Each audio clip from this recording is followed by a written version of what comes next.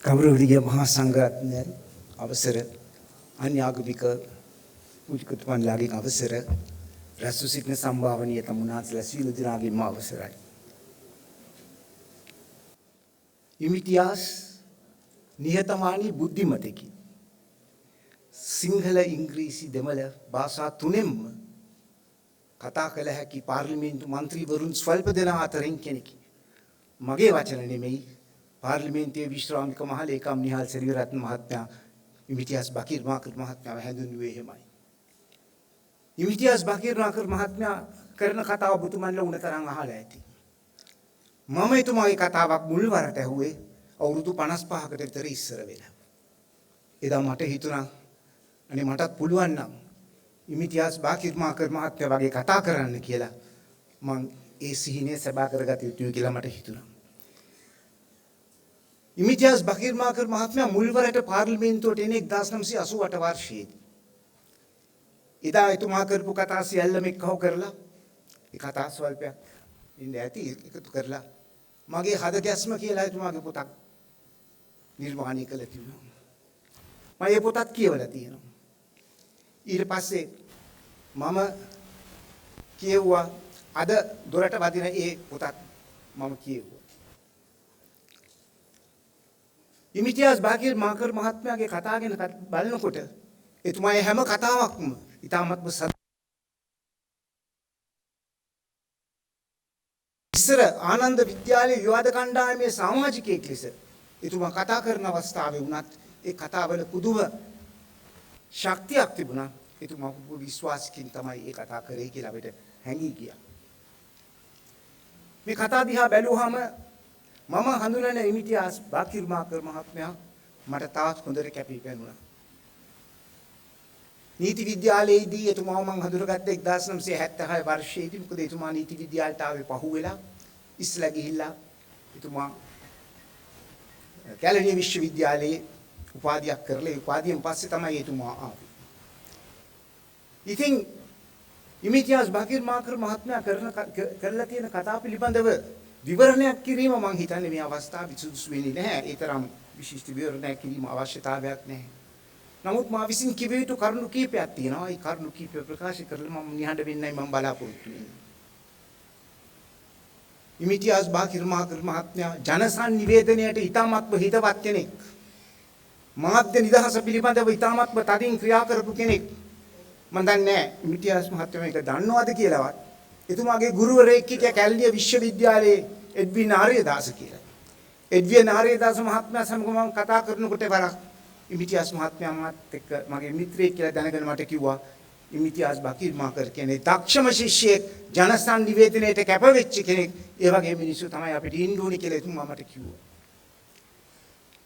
එතුමාගේ කතාවල ජනසන්නිවේදනය ගැන කතා කරනවා, මාධ්‍ය නිදහස ගැන කතා කරනවා. එතුමා කියනවා එක තැනක මාධ්‍ය වේදින් තමන්ගේ වෘත්තීය හැකියාව ක්‍රියාත්මක කිරීමේදී ඔවුන්ට දේශපාලනික සහ ඒ හිමිකරුවන්ගෙන් බලපෑම ඇතිවීම නිසා තමයි එතුමන්ට ඒගොල්ලන්ට ඒ තමන්ගේ රාජකාරිය හරියට කරන්න බැරි වෙන්නේ කියලා. ඉතින් තාමත්ම අවංකව කියපු දෙයක් ඒ කියපු කතාව ගැන හැමෝම මං හිතන්නේ තාමත්ම වැදගත් විදියට සැලකනවා ඇති. මොකද මාධ්‍ය නිදහස එතුමා ජනසන්නිවේදන ඇමති වෙලා හිටියා. ජනසන්නිවේදන ඇමති වෙලා ඉන්න කාලේ එතුමා ක්‍රියා කරපු ආකාරය කවුරුත් දන්නවා ඇති. ඉතින් ඒ ක්‍රියාකරේ එතුමා නිකන් නෙවෙයි. එතුමා මෙම කාර්යයට ඉතා තදින් කැපවෙච්ච කෙනෙක්. ඉතාමත්ම තදින් කැපවෙච්ච කෙනෙක්.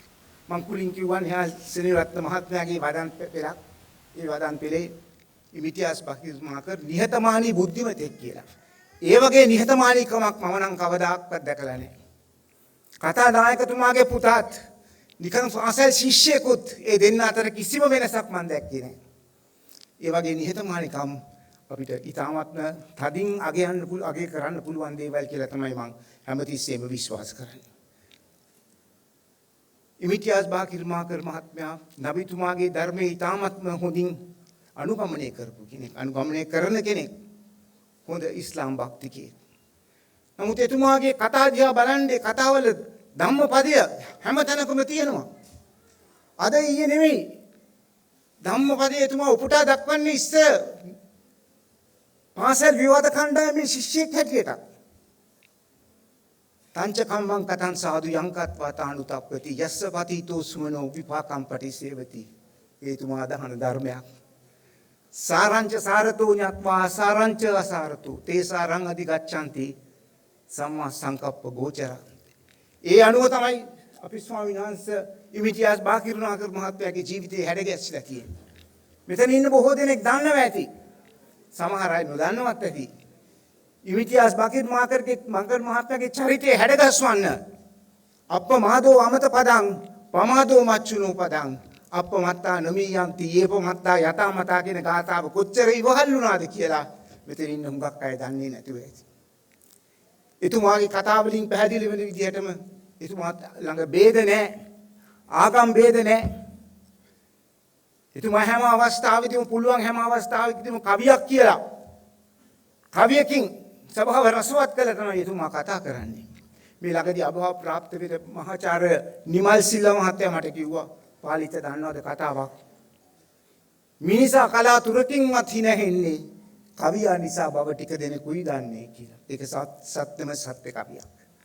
මං මේ බකීර් මාතෘ මහත්මයාගේ පොත කියවනකොට මට එක්තරා කවියක් මතක් වුණා.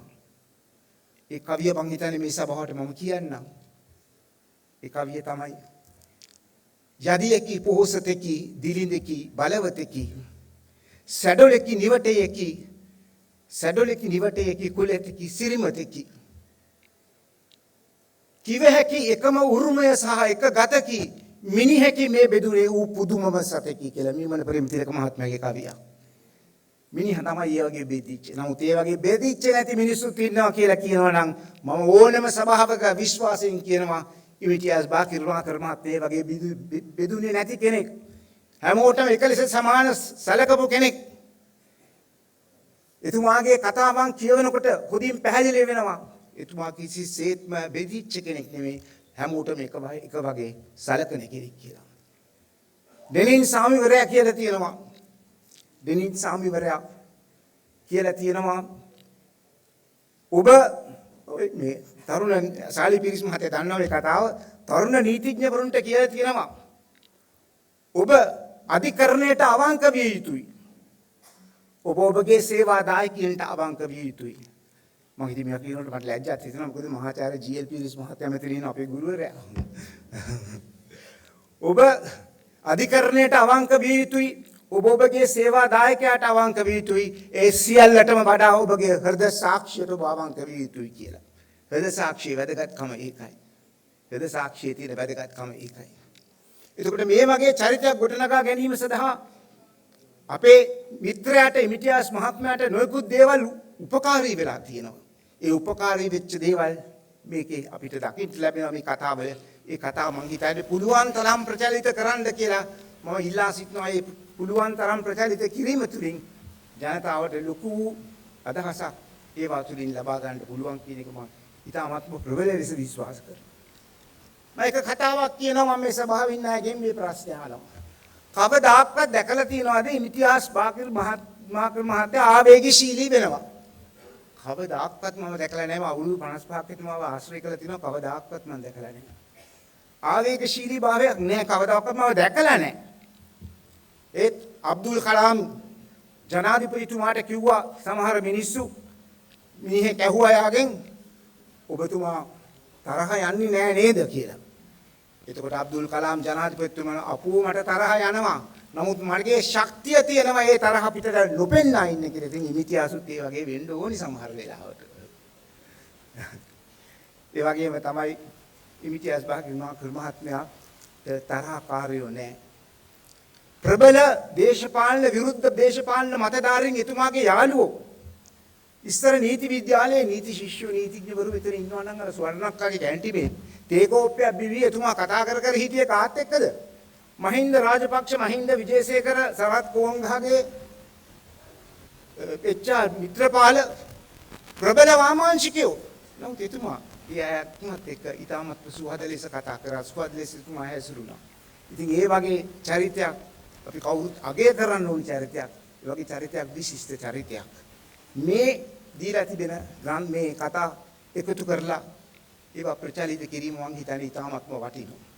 මං සෑහෙන කියවන කෙනෙක් නමුත් එතුමාගේ හැම කතාවකම මම දකිනවා මොකක් හරි අලුත් දෙයක්. කොයිතරම් වෙහෙසින් නැද්ද මේ කතා කරන්න. ඒවට කොච්චර අමාරුවෙන් ලෑස්ති වෙන්නේ නැද්ද කියලා මට හිතා ගන්න පුළුවන්.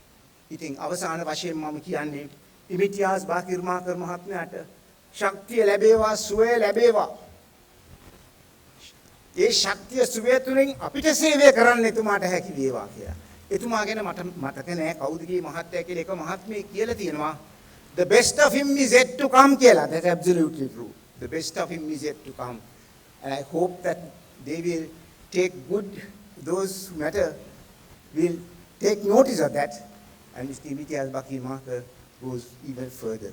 Wish you all the very best ඔබතුමාට සියලු රැකවරණය ලැබේවා කියලා මම ප්‍රාර්ථනා කරනවා. බොහොමත්ම ස්තුතියි.